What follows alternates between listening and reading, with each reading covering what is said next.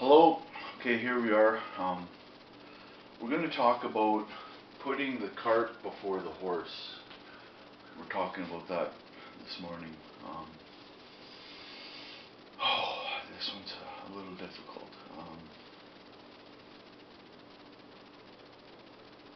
If we put God or gods or anything beyond gravity and light, is to go into a universe that's not influenced by gravity and light. So if we're in a universe that's not influenced by gravity and light, then we have, I don't know. I don't know anything that's beyond the influence of gravity and light.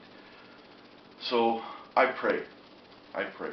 I pray to whatever reason there is for my existence. And I experience synchronicities like a newspaper clipping, or somebody might say something, or I might see a bird squeak 4 times, and 4 times is a significant number to me. And so when I pray, I think I can honestly say that I cannot pray to a god or gods or whatever the reason there is for my existence without being influenced by gravity and light. So let's take, for example, man and woman was made in our image, or God's image, or the whatever image of the people in heaven were. So if God has hands, and God has feet, and God has a mouth, and God has lungs, and God has a stomach, and God has ears, and God has eyes, and God has a sphincter, and God has a phallus or a penis, then it seems that even God itself or himself is influenced by gravity. For example, does God consume? And does God have instruments or objects in his presence, or the presence of God, that are influenced by gravity, like this cup, for example, this coffee drinking cup? Obviously it's been designed, and it is influenced by um, gravity. This is here for me to work with gravity, and to also calculate its occupation of space, so that I can work with it. So people talk about God as if it's beyond, or God is beyond gravity and light. Now, considering the entire universe is made up of gravity, light, and occupation, and of space, and having space occupied, or gravity and light. So the problem is that people want to believe that God is beyond gravity and light, and that even Jesus himself, when he walked on water, it was believed to be evidential that walking on water means that he was above gravity, and that if he's above gravity, then he's God. Um, it's like Buddha walking on air, or denying himself consumption for 6 years, as Siddhartha Gautama. So the problem that we run into is that it's impossible to experience any type of synchronicity or God consciousness without first being influenced by gravity and light in our daily activities. Once we open up our eyes, we're calculating our environment and interacting gravitationally. Like we're walking, we're grabbing, we're jumping, we're climbing, we're running, we're working with tools. So it's almost like we're putting God before the influence of gravity and light. And considering the universe, which is very much influenced by gravity and light, isn't that putting the cart before the horse? We're overstepping the influence of gravity and light on the evolutionary development of the human being or other life on Earth with a designer, because we want to believe that we're a work of art, that we're designed. But there's more evidence that suggests that we're influenced by the cause and effect of gravity and light here on Earth. Like all you have to do is take a look at an eagle or a bear or a cheetah or a monkey climbing a tree. Supposedly, part of the reason why we stand erect is because we stood over top of the grass so that we could see across into a future environment. That's what I heard. I don't know if that's true, but we're standing erect. There's gravity involved with when we used to be like this. So if we overstep gravity and light, and considering that God is in the image, or we're in the image of God and God is in the image of us, then even God himself is subject to the universal influence of gravity and light, or he wouldn't have hands. I consider that to be a false. I don't believe that God is in my image. God could be a ladybug that speaks Swahili on a planet far, far away. And if I could just learn Swahili, I'd be able to communicate with that ladybug. But it's much more dynamic than that. And what I'm trying to say is that in our daily activities, it's difficult for us to experience any type of synchronicity, any type of coincidence, any type of pattern that's associated to our personal life without observing in the light, or without listening, or without seeing something or hearing something in a world that's influenced by gravity and light. So if Jesus walked on water, that means that he is above gravity, that he's beyond gravity. If Buddha levitated in the air, or a yogist levitated in the air, it means that he's beyond gravity. So probably before we had a creator idea or a monotheistic idea, we probably had animalism. Like for example, a hunter was hungry and he stumbled upon hunting. He's seen an elk or a deer or an antelope or some other fish or something like that. And he went hunting, and then he came back to the tribe, and he said, I found this elk, we have meat for the next week. And we have this meat, and now it comes from the spirit of the elk. So the spirit of the elk represents our tribe, and we depend upon the elk for our sustenance, our life, our spirit, our conditioning of social protocol.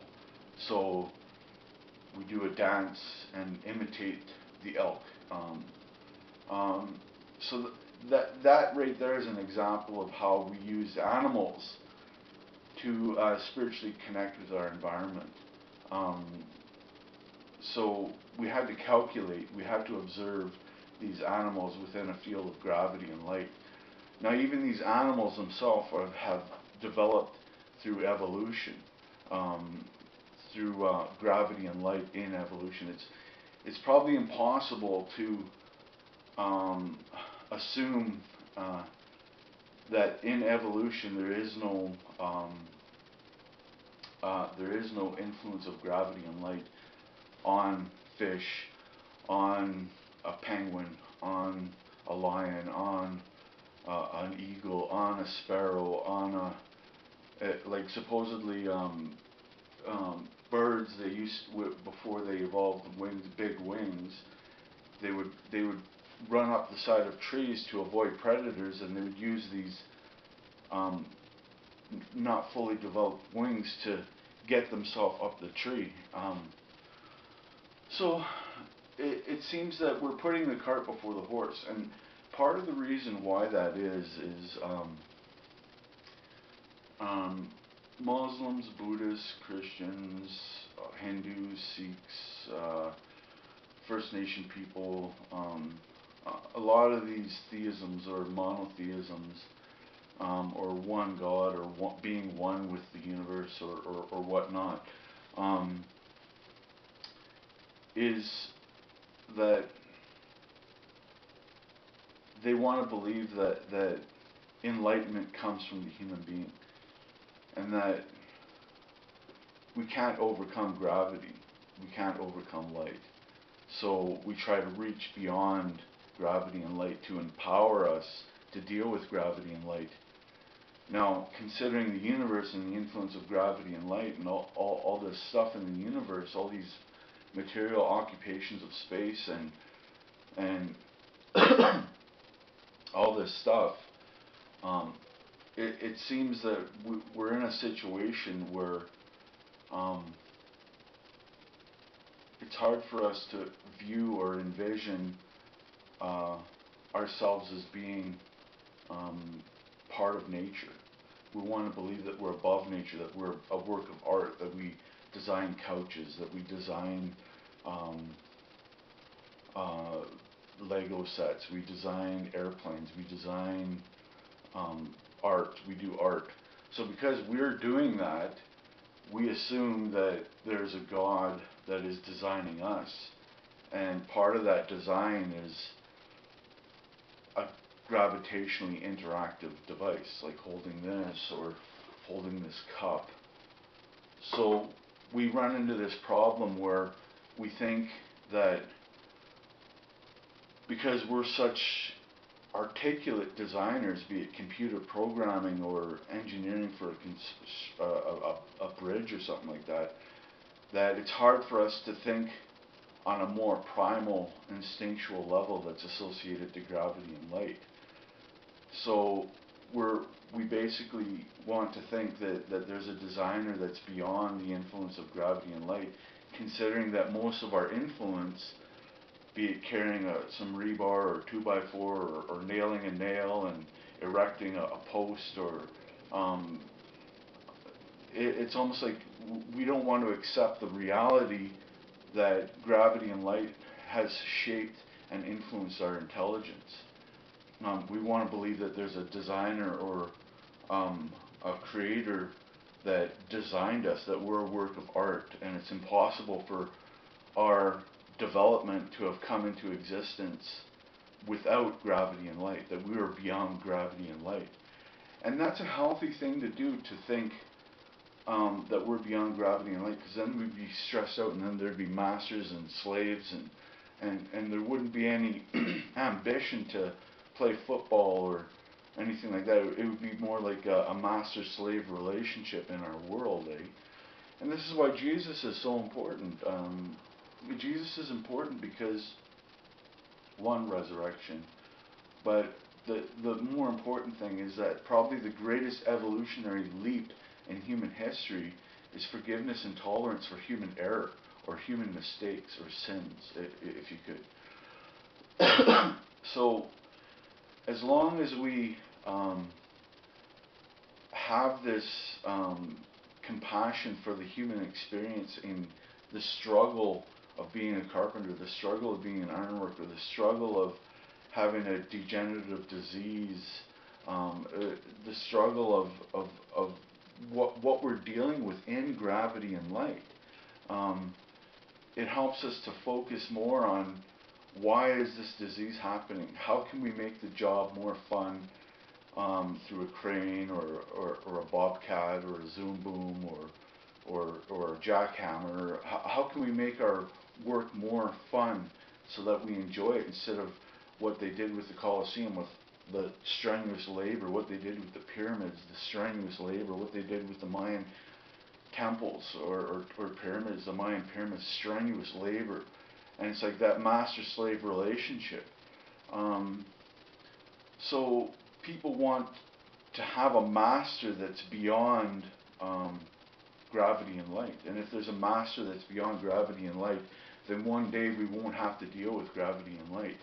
We'll have new bodies, or we'll have a different understanding of the universe. But if we do that, if we think that we're going to be delivered from gravity and light in this universe, that's like we're turning our back on the adventure of this universe. See, I think the goal is to make work more fun.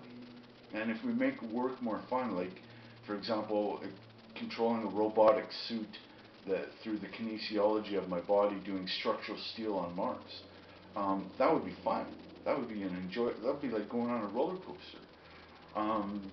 So like an Iron Man suit or a Superman that develops as a result of a different field of gravity. It's almost like we want to be delivered by something that is beyond our main stresses in life, which is gravity and light. So, but the thing is that even when we talk about this God, generally speaking, we assume that it's in our image or we're in its image. So even this God has hands, has a mouth, has eyes, has ears, has a sphincter, has a phallus. So there has to be some type of oxygen. There has to be some type of diet. There has to be some type of love sexually with a god like this. So with Zeus and all these different gods drinking wine and partying it up like Dionysus or whatnot, the great thing about it is that these gods were having fun and they were entertaining us and teaching us how we should conduct ourselves on a human level within this field of gravity and light. So one of the main concerns that I have is that how will we as humans look at gravity and light and still maintain a synchronized connection with God through synchronicity or gods. I like to say gods because I believe I'm talking to a male and female universal identity. I still talk to one thing because I believe that this male and female universal identity are braided or meshed or together as one, like a marriage almost. So sometimes I get a feminine synchronicity, sometimes I get a masculine synchronicity, and so all I'm trying to say is if we put the cart before the horse, then we're overstepping the influence of this universe, which is primarily influenced by gravity and light. We're overstepping that, and if we're overstepping that, then we don't get a chance to be intimate with each other. We don't get a chance to communicate with each other about how are you dealing with the stress in your back? How are you like, can I give you a massage? Can I buy you a Dr. Scholl's foot water warmer to help you walk more better? So we ignore gravity and light in our daily working and stress and stuff like that with the purpose of not living this life. It's like loathing labor, for example. So all I'm trying to say is we can't jump over gravity and light. We need to embrace it like a roller coaster, like a Harley Davidson, like a helicopter. We need to embrace it and say we need this, but where's that void after that? And I'm going to get into that later on with how we fill that void of living with gravity and light consciously as an influence on our life, and also feeling connected to something that is not beyond gravity and light, but is interested in our daily activities. I'll talk about that in a future video. This video has been dedicated to the empowerment of the Red Road and keeping your home fires strong.